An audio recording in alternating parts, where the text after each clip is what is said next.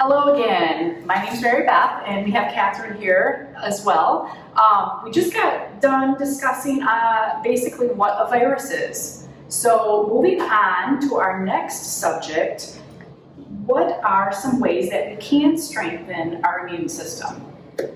Yes, so the first talking point, because there's multiple ways, as we discussed, that immune system is really a unit of different areas of the body working together. So the first thing that I really want to talk about, and this is something that a lot of us can control, is nutrition. Eating a very healthy and balanced diet. We really want to focus on increasing our intake of fruits and vegetables.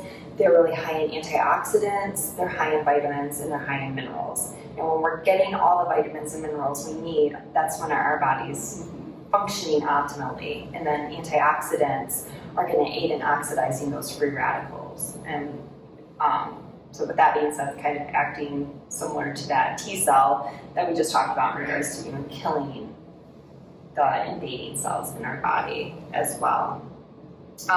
So I'm not going to sit here and say you have to eat spinach and broccoli and beets, or all fruits and vegetables, give you a wide array of them. How many servings should we get a day? Honestly, aiming for 5 to 6 is a great place to start. If you're sitting around right now and you don't even remember the last time you had a fruit or vegetable, just start increasing more. Grab an apple with your lunch, have a banana with your breakfast, and remember the serving size is only half a cup for fruit. So if your apple's this big, that's 2 servings of fruit right there. Like leafy greens, 1 cup of leafy greens is a serving. So if you're having a spinach salad for lunch and you put some cucumber and tomato on it, that could be all your servings of vegetables for the day. Do juices count? As long as we're not doing the juices that have a lot of additional added sugar to them, because that extra sugar can really actually not allow our immune system to function as well as we want it to.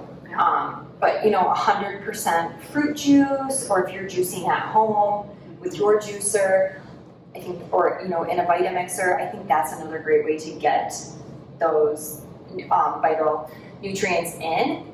Just be really cautious of serving size there as well. So 4 ounces of juice is a serving, and most people would pour 8, 12, 16 ounces. You look at the glasses you have at home and everything. So it's just really important. You don't want to get an excessive amount of anything, so you don't want to be eating all carbs. When we're talking fat and really healthy fats, you don't want to be eating a lot of trans fats, saturated fats, or even just primarily only focusing on that. It's really just trying to find that good balance. And then maintaining a healthy weight and integrating more fruits and vegetables should really aid individuals if they are trying to lose weight as well. But we really talk about that.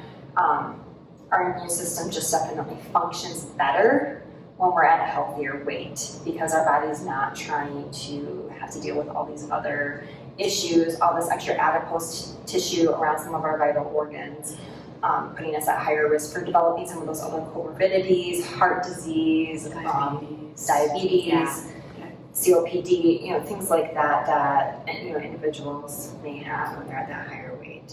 And then I guess I really wanted to talk too about supplements, because I feel like supplements is an area that we all kind of go towards, especially when we start not feeling good. We're like, I'm going to get zinc, I'm going to do vitamin C. Vitamin D, so with vitamin C, it shortens the duration, and it acts as a natural antihistamine and anti-inflammatory.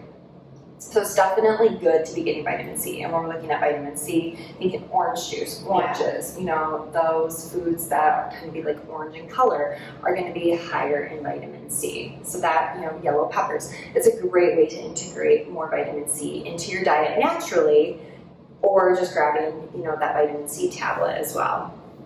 And then when we look at vitamin D, it's going to aid in reducing your risk of developing a cold and or the flu, especially if you're deficient in it. So, most people during Michigan winters, most people north of Atlanta really are deficient in vitamin D. So if that's not a supplement you're taking, I would definitely recommend it, especially as Mary Beth just said, we're approaching the months shorter days, much sun. Exactly. And then vitamin A.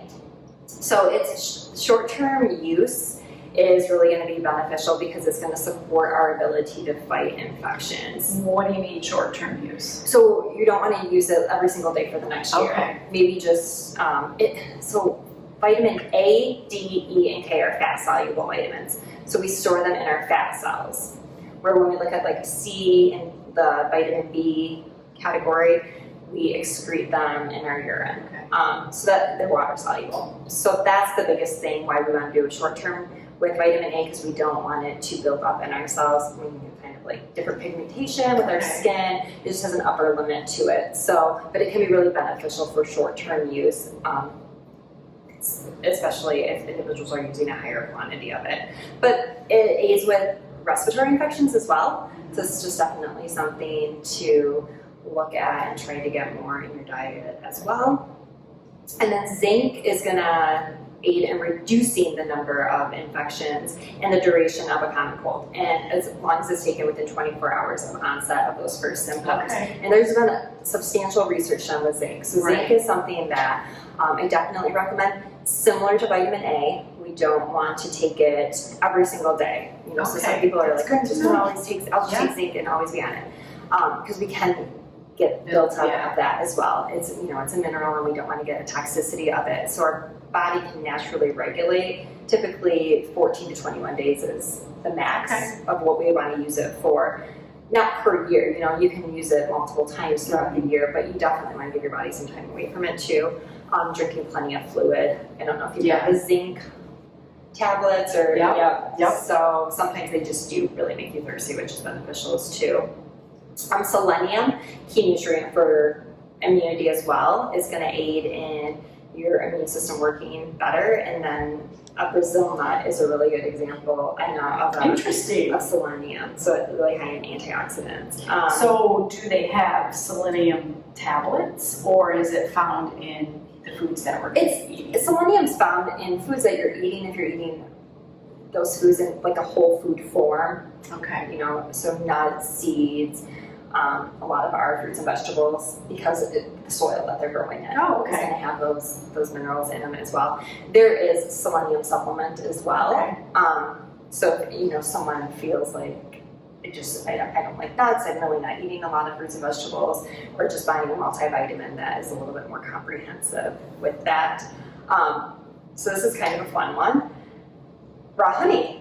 So it's going to not only aid with decreasing pain, but it's going to decrease inflammation of those mucous membranes. So when we're really, really congested, raw honey, raw honey is the way to go. Well, a lot of people really enjoy it. Yeah. So I do like it in my tea. That's good. Yeah. So I mean, which is perfect if you start feeling under the water. Yeah. Hot water, lemon, raw honey. You're getting all the vitamin C. You're getting things that you need that are proven to help us with this.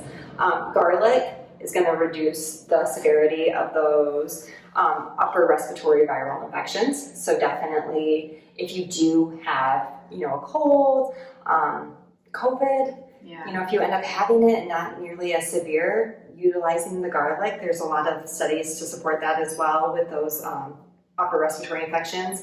And its primary role is to aid with preventing viral infections, and that's really seen with the common cold. And then probiotics, and they are just so important to aid with replenishing the good bacteria in the gut, because we have so many cells for our immune system that live in our digestive tract, and they're going to support gut health, and it's going to influence the function and regulation of how well the immune system is working, and it actually is going to aid in decreasing respiratory infections in children. Nice. And I really think a lot of people don't know about probiotics, and they need to start learning. Right. So kombucha, sauerkraut, kefir, yogurt, all these things that are fermented with those live active cultures in them are gonna just aid us immensely in our digestive health in general. And again, all these things work together to support us in strengthening that immune system.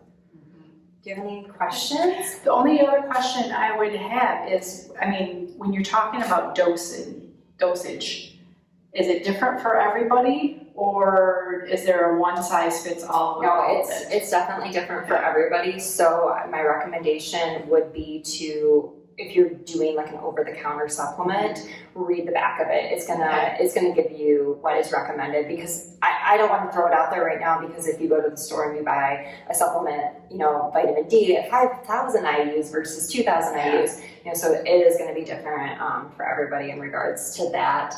Typically, a multivitamin would give you what you would need, and then eating a balanced diet is gonna just aid you as well. Most of us don't sit around and eat 10 oranges in a day, so we'll be okay. But again, sometimes if you have cravings for food, that might be something you're lacking as well. Perfect.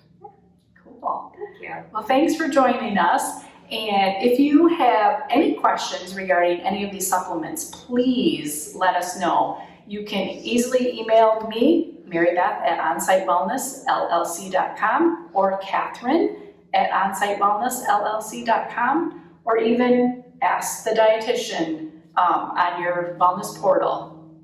Thank you.